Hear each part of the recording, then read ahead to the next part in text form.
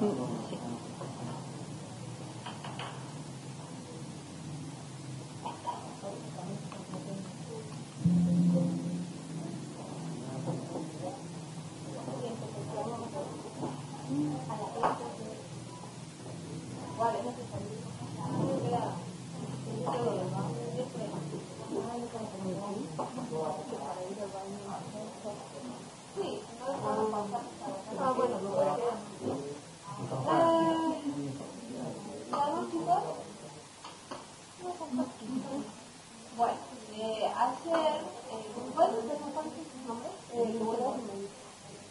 ¿Se nos suman chicos Lourdes y Melissa que están de la presencia de salud pública? Sí, sí.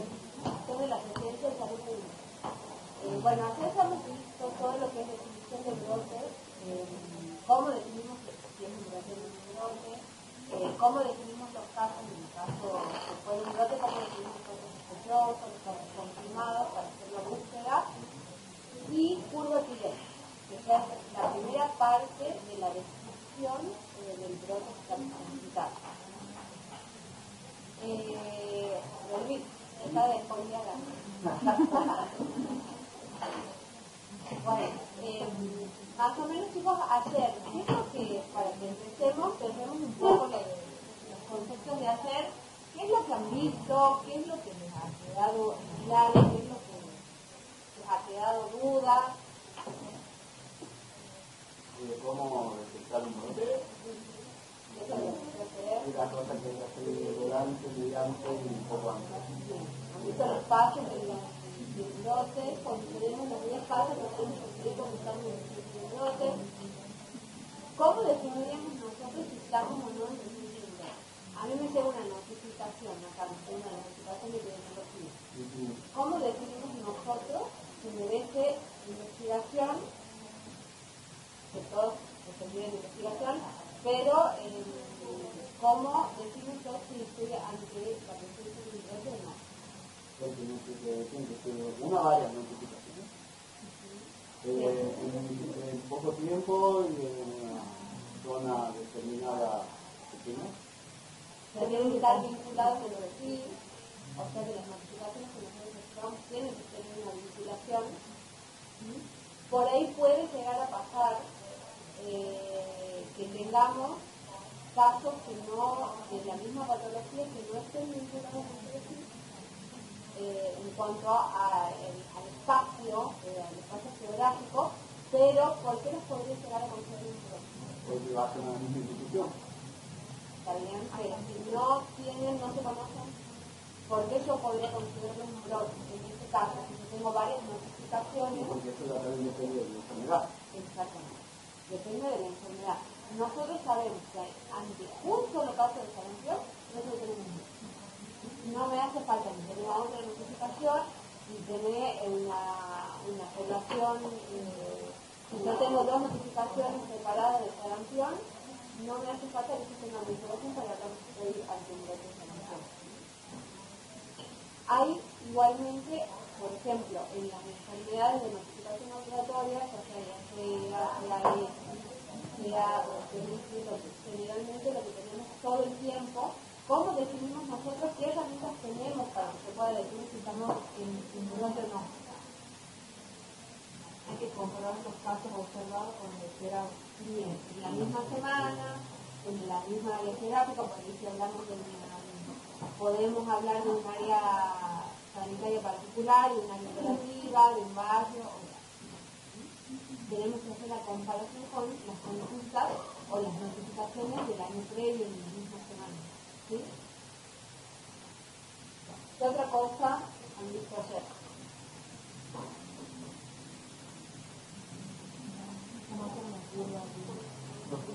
Antes de hacer la curva epidémica, ¿qué tenemos que hacer nosotros? Cuando ya decidimos que estamos ante la presencia de un brote, ¿qué más hacemos?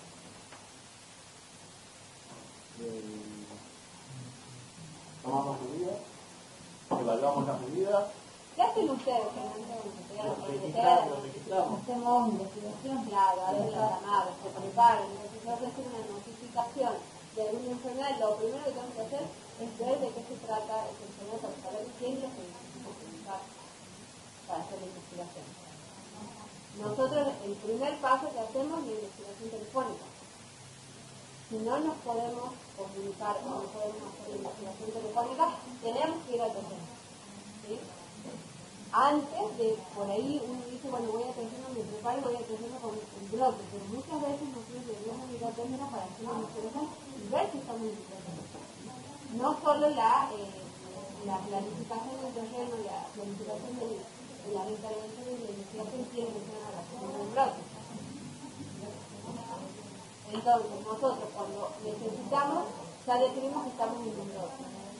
Necesitamos saber la información que tenemos que recabar. Tenemos que hacer una muestra activa de casos, para establecer también la magnitud del brote, dónde estamos parados, ver qué es lo que, qué es lo que está pasando, cuál es la descripción, el tiempo que va a ir persona de esa situación también. Entonces, ¿qué tenemos que hacer para ir a terreno o para llamar o lo que sea? ¿Qué tengo que yo definir para avanzar? De definición de casos sospechosos. Y en un primer momento, esa definición de casos sospechosos, ¿cómo tiene que ser?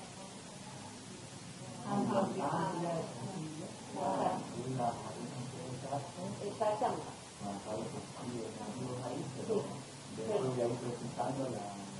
Exactamente. Entonces nosotros en la primera instancia necesitamos tener y definir los casos sospechosos de una manera más amplia, no tan específica, sino más sensible.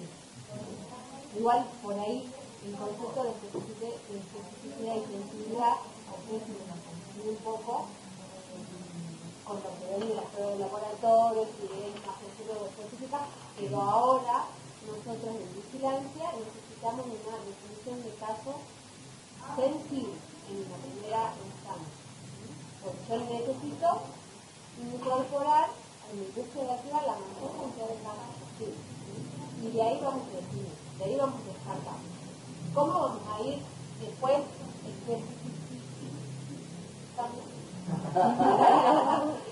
¿Cómo vamos a ir haciendo más específicos la definición? Caso probable, caso confirmado. En otra instancia, en la segunda instancia, la definición de casos sospechosos también se va a hacer más específica. Quizás ya no incluya alguna vez puede incluir alguna prueba de laboratorio también que sea confirmada. y la sospechosa, no sé, ya sería un poco más probable una definición de caso probable con alguna prueba de laboratorio. Alguna patología particular sí necesitaría una prueba de laboratorio, no sé si de laboratorio, capaz con una imagen. Hidatidosis, por ejemplo, la definición de casos de hidatidosis, de casos sospechosos de hidatidosis, es la sintomatología, el área endémica, una radiografía que muestre alguna imagen. Como para tomar, claro, ahí para que sea casos sospechosos. Y de ahí ya la vamos a definir. No, nada más solamente tiene que cumplirse todo. No, Porque si nos ha tocado otros casos que no era endémico, pero no cumplen tanto con la definición de casos sospechosos, lo hemos terminado descartando. Ahora, si hay una imagen, por más que no sea de la endémica, ¿qué más? La curva. ¿Qué me muestra la curva? ¿Cuántos tipos de curvas tengo? Puntual, preparada. ¿Y quién me muestra esos diferentes tipos de curvas? Me describe cómo es la situación de los casos, si es propagada,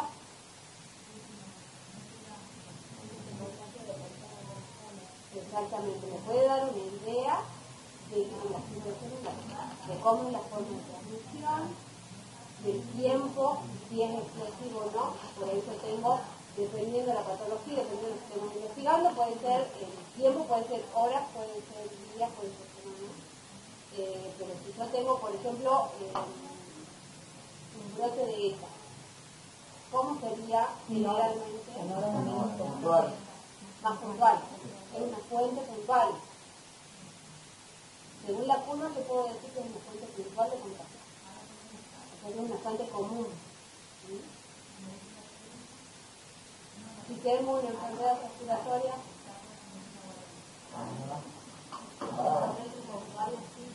y va a ser más propagada en el tiempo, ¿sí? La de dengue, la curva de dengue, ¿cómo sí? A nivel exponencial la curva de dengue. Bueno, ¿quién más me puede mostrar la curva?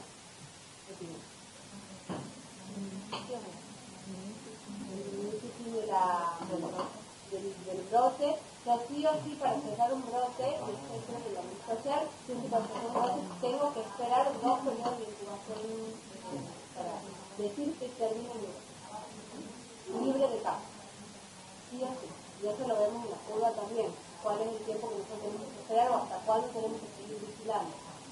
¿Qué otro dato me puede aportar? No sé. Y es, según el tiempo, si estamos en épocas de clase, si se toma alguna medida para... Si se toma alguna medida, yo lo puedo ver en la curva, puedo marcar la medida que se ha tomado en el tiempo que es. Entonces eso nos permite medir la efectividad de la medida que se tomaron. Se permite ver que algo ha pasado con esta implementación. Si no hace nada de la implementación que hicimos, no va a cambiar la curva, va a seguir andando. Exactamente. Pero ahora si ya hablamos de efectividad, ya tenemos que hacer un estudio de investigación. Efectividad. Pero la curva nos puede mostrar que esa medida de implementación, de prevención, de control, de lo que fuere, está funcionando. Ahora después, para decir si es efectivo o no, deberíamos hacer una investigación. Bueno, una vez que tenemos todo eso que estamos estamos decimos espacio, vamos a hacer la búsqueda activa. ¿Cómo me preparo yo para el proceso? Tomar un vale que avisar por ahí. Sí, tenemos que hacer eso. ¿Qué más tenemos que hacer?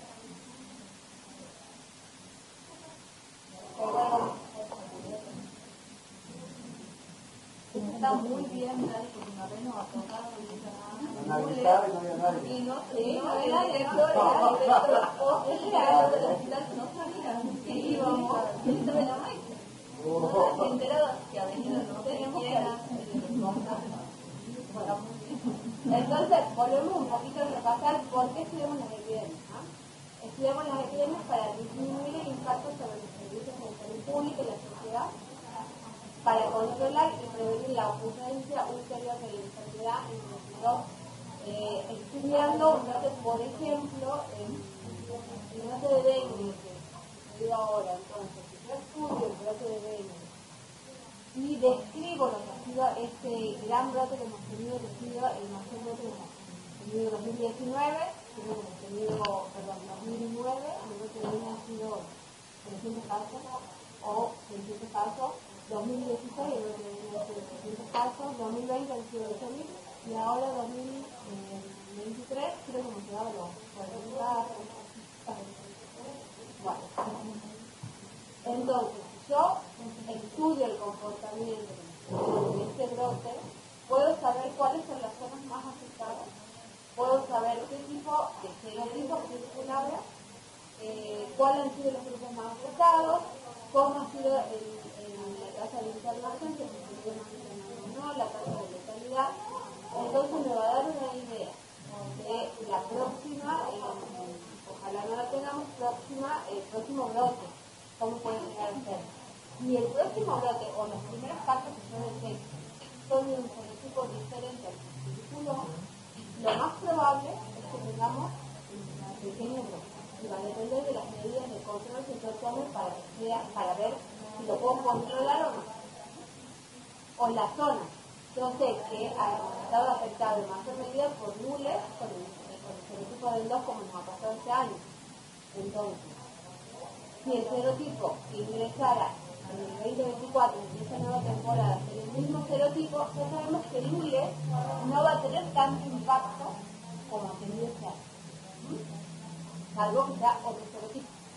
Sabemos por la patología, por eso es que hay que estudiar y conocer la historia de las enfermedades, todo lo que es mecanismo de transmisión, cómo interactúa con el huésped de la gente. ¿Por qué? Porque sabemos que si a mí me ingresa otro serotipo diferente al que circula este año, podemos graves en personas que ya han tenido. Entonces voy a tener que estar atento a los nules a ver qué pasa. Bueno, también nos permite detectar enfermedades emergentes, cambios en el comportamiento de las cepas, como la influenza, fortalecer la vigilancia de los programas y los programas de control, lograr nuevas evidencias que contribuyen a la actualización de las recomendaciones y brindar oportunidades de entrenamiento, que es el cumplimiento del reglamento sanitario internacional en su país. Esa última parte, acá. Después toca el pelo. ¿Qué significaba ese ahí? Reglamento sanitario internacional. Sí, Después de aquí. no, sí, pero no se ve todo. Entonces, por ejemplo, ¿qué es lo que pasó con COVID? COVID era algo que no se sabía, porque no sabíamos ni cómo interactuaba con el cuerpo, ni cómo se transmitía, ni cómo, ni cuánto tiempo estaba, ni cuánto tiempo duraba los síntomas. Bueno, hay muchísimas cosas que no sabíamos, entonces hemos ido aprendiendo con el suceder de la epidemia. Ahora hay nuevas cepas, de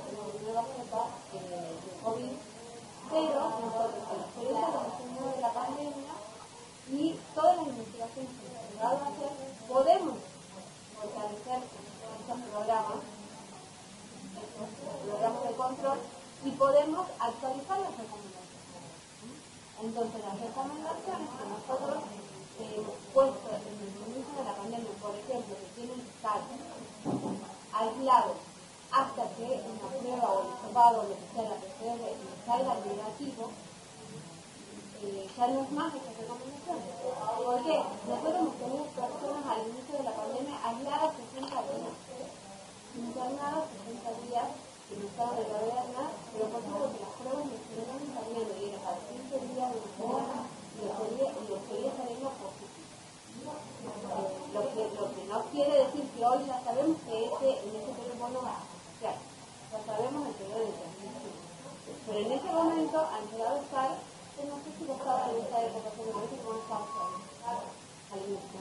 No. Hemos tenido gente, y esto tiene otras implicancias también, como todos los poblanos, cómo estar aislada en algo, en una situación que uno no sabe. No sabías qué iba a pasar, era todo nuevo, 60 días en el hospital, ando bien, sin ver a tu familia, sin que nadie se te acerque, porque es una cosa que nadie se te acercaba, porque no sabíamos cómo era la situación. Entonces, todas las investigaciones que vienen sucediendo después nos permiten a nosotros actualizar esas recomendaciones. Decir, bueno, no, hoy por hoy ya ni siquiera son 15 días de aislamiento, son 7 días de aislamiento, ya no tenemos contacto estrecho. O sea, vamos como avanzando en las recomendaciones también. ¿Sí? ¿Hasta acá alguna pregunta, chicos? ¿No? ¿Algún aporte que quieran hacer sobre lo que han vivido ustedes en la epidemia, la pandemia, venga acá, chicos de otras veces, cómo lo han vivido ustedes en sus residencias? Por ejemplo, nosotros hemos tenido, como les decía, varias situaciones de particularmente este procedimiento que estuvo bastante internado. Los he visto como una organización con mucha deshidratación, dice como el ministro del sistema de salud, ¿no? Lo cual estaba en 2020, 2016, no estaba en los 2016. Bueno, nosotros no lo hemos vivido desde el punto de vista asistencial, pero sí hemos tenido muchos internados deshidratados, hacia como muy se veía, hemos visitado los modulares, la gente sentada por suelo, era como esas imágenes, por decirlo, de no sé quién fue, vos fuiste vos, no, el modular fue el modular, María José, vos fuiste el modular, a los modulares cuando estábamos en el modular de que parece esas piernas de campaña y no por ahí las películas habladas, dice a una silla al lado de la otra, con gente sentada con suelo, convalecientes, y no se ve una situación que no habíamos tenido en otros servicios de ellos. ¿Sí? ¿Así?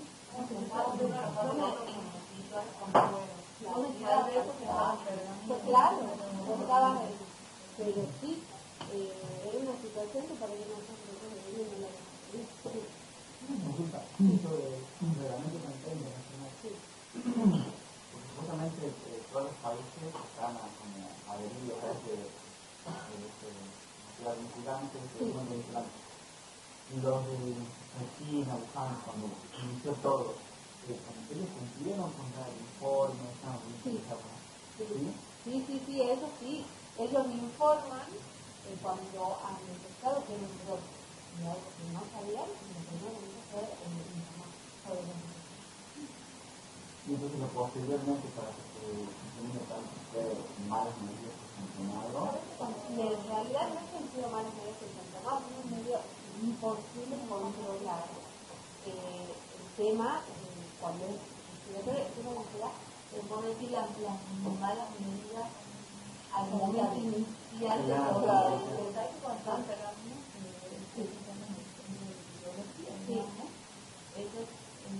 yo he votado en marzo de este año, voté en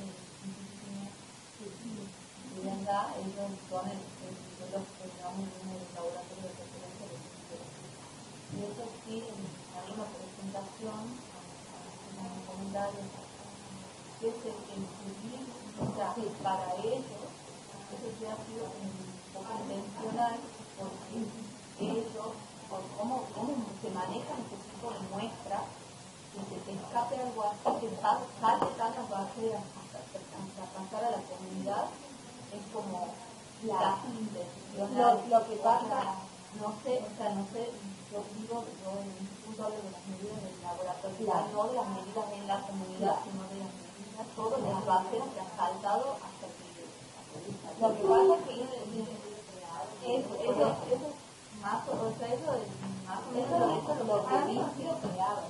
Igual que dicen que ha sido Estamos hablando de cualquier chisme, entonces, porque no hay claro, nada. multiplicando el laboratorio, Claro, es un saque, claro, que ha ido mutando y pasando, pero ellos lo han hecho mutar y pasar por muchas etapas. O sea, lo digo que están buscando y hacen un montón de cosas que esas son hipótesis que se manejan.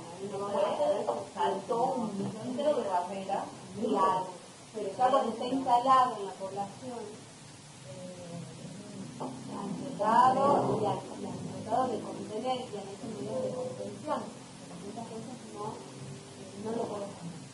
Y más con los respiratorios, nosotros, por ejemplo, que hemos tenido acá en las medidas de contención que hemos aplicado en Argentina son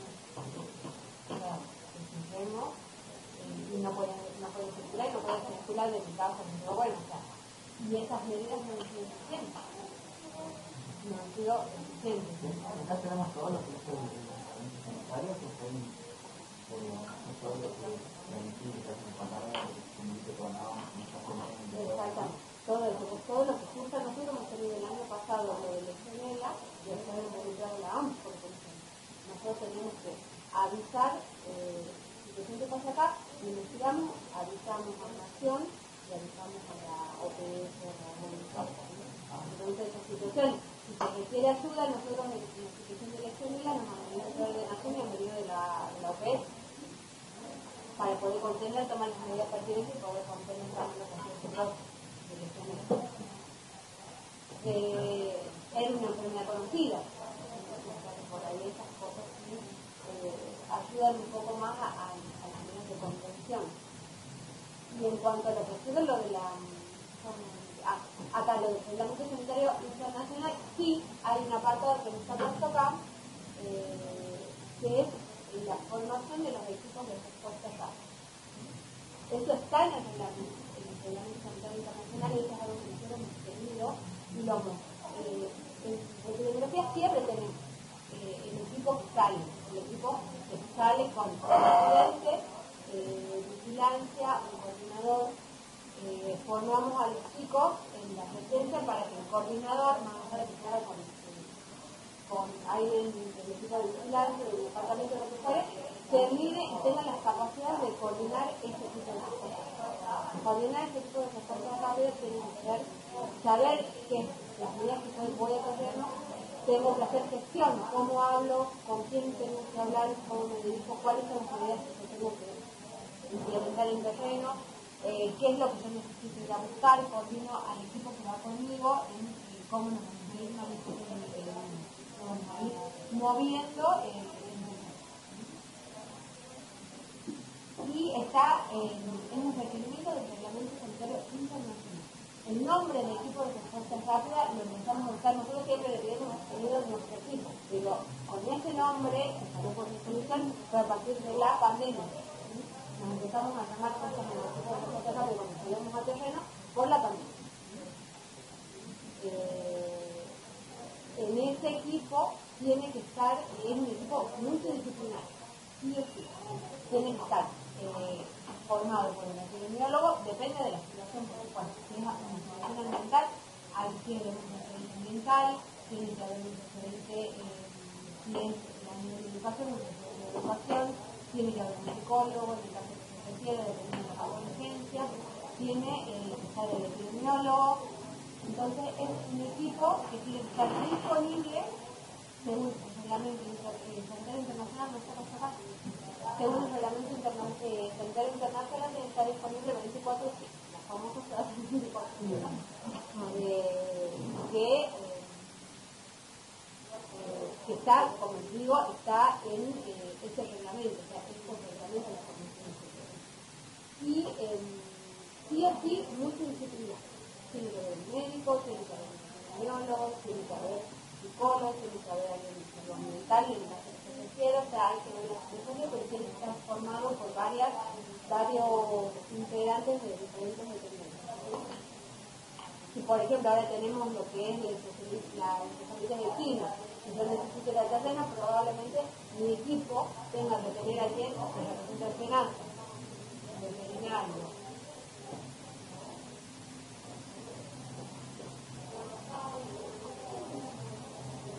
Yo creo que lo tengo no lo tengo, pero no sé si lo tengo acá, les puedo pasar en cuanto a la planificación, ¿qué es la planificación? Nosotros tenemos que tener un plan. Ese plan nos va a reducir el riesgo de inundación. ¿Sí? O sea, yo para salir al terreno me tengo que planificar. ¿Tenemos tiempo de planificación? Epidemiológico. ¿Cuáles son nuestros tiempos de planificación a veces? ¿Cómo nos planificamos? ¿Tenemos un día para planificar y armar y escribir hermosamente las cosas o salimos en 10 minutos? Salimos a veces de nuestra planificación, a veces son de 10 minutos. Entonces, ¿qué es lo que nosotros tenemos que aprender y lo que entrenamos también? Para que sí o sí tengamos que tener una planificación independientemente del tiempo que tenemos, porque nosotros no podemos salir sin planificación. Entonces, si yo tengo 10 minutos, tengo que tener la claridad para decir, bueno, yo necesito, tengo esta patología, a veces, no, ustedes saben que nuestro equipo no es de médicos, tenemos médicos, a veces no tenemos médicos, pero es multidisciplinario. Entonces, tenemos un librito que nos están dando, que es el libro bonito que nos sirve a nosotros para la planificación y la rapidez. Este libro a mí me muestra definido cuáles son las patologías, cuál es la condición, cuáles son las medidas que tenemos que implementar. Entonces, este libro a nosotros nos sirve para planificarnos y decir, bueno, yo voy a hacer menos, ¿qué tengo que buscar? Defino qué tengo que buscar, qué tengo que preguntar. Y con todas las enfermedades transmisibles. Sí. Hay otro monitorizado que no sirve, pero es lo mismo, digamos, se va actualizando, por ahí van agregando algunas patologías o no. El manual, sí, es lo mismo que el manual está más actualizado. El manual, claro, más pensado como está más actualizado. Tenemos el manual que dice Nación, que el manual está actualizado al 2022, ¿no? Y la actualización anterior era 2007. Entonces nosotros, si es una planificación, tenemos que saber qué vamos a buscar, con quién vamos a hablar, buscar siempre un referente en el lugar estamos saliendo, estamos avisando que va un equipo a esas situaciones que nos esperan pero tengo que tener en claro el referente con el que yo me voy a encontrar en ese momento. ¿Algo más que quieren aportar, chicos? Tenemos planes de contingencia, eso sí, ya son planificaciones que uno va haciendo con el tiempo, o sea, esta planificación, la que yo les hablo, la planificación está haciendo con muchísima planificación, y un lugar que tenemos que salir ya. Pero tenemos los planes de contingencia, que es otra forma también de planificación de un escenario. Tenemos los planes de influenza, los planes de inundaciones, el plan de contingencia de dengue también, que nos plantean diferentes escenarios. Por ejemplo, con la situación de dengue, nosotros sabemos que tenemos el dengue, que eso es un equipo que está formado por los diferentes actores que se necesitan, y hay reuniones mensuales o reuniones que empiezan la temporada, reuniones semanales, para esto, para saber cuál es la situación en la que estamos e ir planificando las medidas de prevención. Porque todavía hoy, en la nueva temporada, que empezó en septiembre, no tenemos casos ¿sí? Pero vigilamos, la vigilancia es activa. Entonces, nosotros estamos con medidas de prevención ahora. En estos días nosotros tenemos actividades profesionales, movilización de parcelas, de los corredores, a mí nosotros el tema de la vigilancia la hacemos también mucho con los corredores. Entonces los corredores nos dan una idea de cuál es el comportamiento o la historia natural de esa enfermedad. Entonces sabemos que tenemos enfermedades más estacionales que otras. Sabemos que en julio vamos a esperar el pico, vamos a ver un aumento de las X, de las diarreas tenemos aumento en invierno o en verano.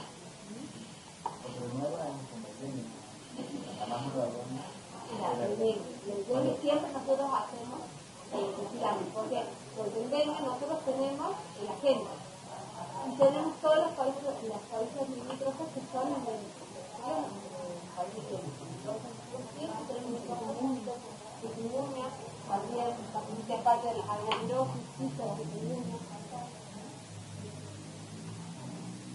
Y bueno, y ahí vigilando los febriles específicos nos permite que hasta que entran también a vivir dentro de los la leptospirosis, todo eso en la ficha de síndrome febril agudo, ¿en qué es la diferencia de la clínica? Nosotros por ahí podemos saber cuando nos llega la notificación de un caso sospechoso de síndrome febril. Cuando los chicos llaman y hacen la investigación, podemos, a través de la investigación telefónica que hacen, de la investigación epidemiológica, saber si nos podemos orientar más a un HANSA, a un alerto, a un dengue, ¿sí?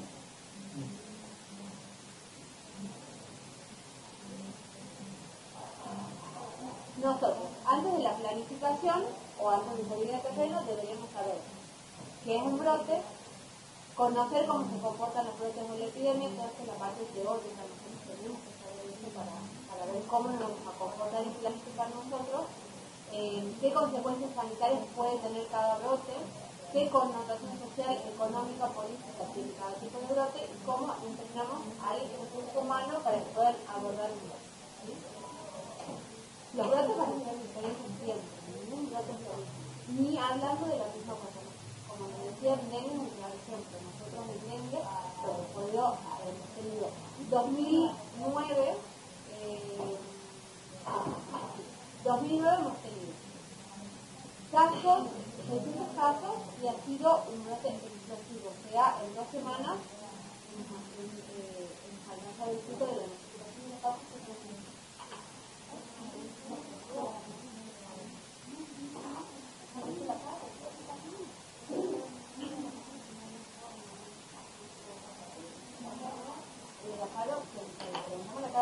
Ha leído la sabe la mandó el mensaje y dice que era la primera a morir la pregunta. Bueno, vamos a ver las dos cosas que estuvo viendo ahí y ahora bueno, todo esto es lo que nosotros tenemos que saber antes dengue. Si me doy un ejemplo de acá, en 2009 nosotros tuvimos un brote, es decir, en 12 semanas, 4 semanas, hemos tenido el pico del estado de seguridad. En cambio, en 2016 hemos tenido menos cantidad de casos, pero más extendido el tiempo. Y eso habla también de las medidas de control del nosotros en 2016 hemos tenido menos casos, que es un poco más extendido en el tiempo. ¿Por qué? Porque los bloqueos de una manera más efectiva o de forma, o hemos podido encontrar el primer caso, porque nosotros también, que es lo que nos ha pasado en este brote, nosotros se han alertado y el sistema de salud se ha alertado con un pequeño brote que había surgido en lunes. Nosotros ya tenemos casos que no teníamos la disponibilidad, o sea, se pasó un caso importante. Nosotros en tiempo también vigilancia, se ha tomado la febril y todo. La vigilancia de señores febril está todo el año, pero el 2017 es la temporada. Por eso cuando nos decimos la temporada, nosotros en septiembre. Nosotros el brote lo hemos encontrado, o lo hemos enterado del brote en febrero, fines de enero.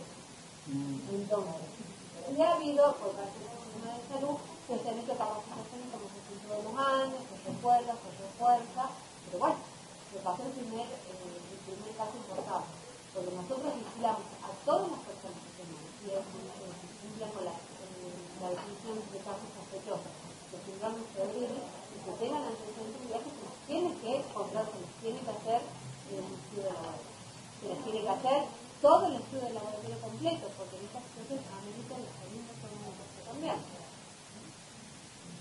Y nosotros en la medida de prevención, que es la medida de bloqueo, que es la bloqueo ambiental, se la hace ante la presencia de casos sospechosos. Por eso es importante la notificación de las sospechas, no con el laboratorio comunitario, ¿sí? Sino con las sospechas. Yo haciendo algo, y le tengo la cita, le tomo la muestra y aviso. Estamos bien. Eso es lo importante. Eso es lo que creo que nos pasó este periodo. Que no hemos tenido una notificación importante. Quizá de ahí es una enfermedad que vamos a pensar en prevenir por la transmisión de virus. Nosotros estudiamos y vemos la curva de dengue y ver cómo se comporta el virus. Tenemos que estar, antes de que empiecen los síntomas, 3 días antes, ya podemos estar contagiando. Tenemos un vector, hay control del vector, se entiende el control del vector, pero el vector está presente. ¿Sí? Entonces, nuestras medidas de prevención sí o sí se tienen que como asegurar en el control del vector, que son los pacientes saben, tratemos de disminuir la población de vectores en casas, en lo que es el ambiente, y el tema de los viajeros, que tenemos mucho, también ahora que viene la fiesta y todo, que se habla así, viajes a Jalta, algo donde sea, el tema del viajero también, eso es importante para poder contener, por ahí nosotros vamos a tener 2021, me lo digo, 2021, que así después de la pandemia, un número de chiquitito de dengue en un vaso, no se determinó, entonces ahí lo hemos podido contener. Quizás no nos vamos a quedar nunca en uno de los casos de dengue, pero sí poder contenerlo y que no se lo haga. Entonces, en cuanto al abordaje de un brote, nosotros tenemos que tener conocimiento teórico, que es la historia nacional de las enfermedades, como te digo, nosotros tenemos que saber de lo que estamos hablando, de cómo se comporta la enfermedad, si es una enfermedad nueva, y trataremos de acercarnos a la investigación en esos casos, qué es lo que se investiga, qué es lo que está publicado, qué es lo nuevo que se sabe, el conocimiento empírico, que es el conocimiento de la realidad social, de la realidad económica y sanitaria que tenemos, porque una enfermedad no se va a comportar de la misma forma acá, en Tucumán de por sí, en diferentes lugares se comporta diferente. Ni hablar de lo que es en la Argentina o en otros países también. ¿Eso es algo? Sí. ¿Vale?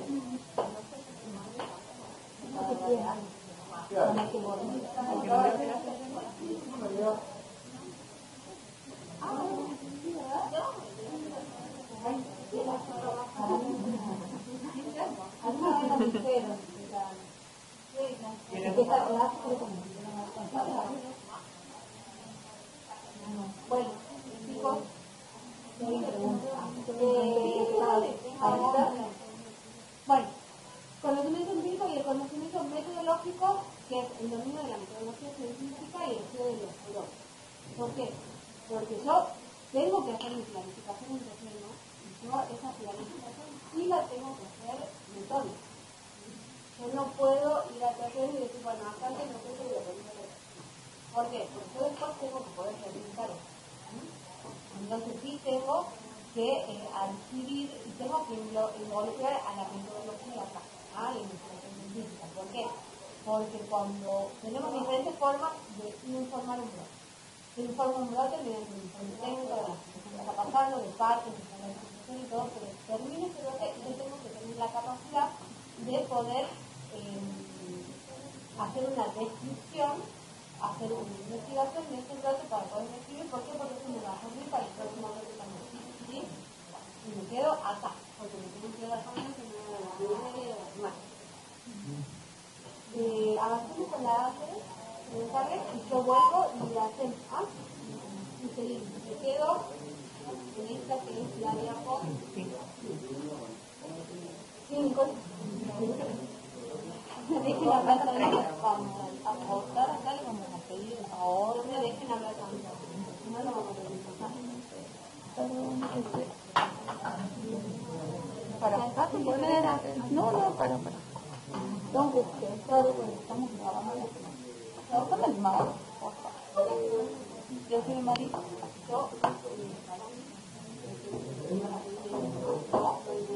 Bueno, dale, así que por ahí vamos a quedar.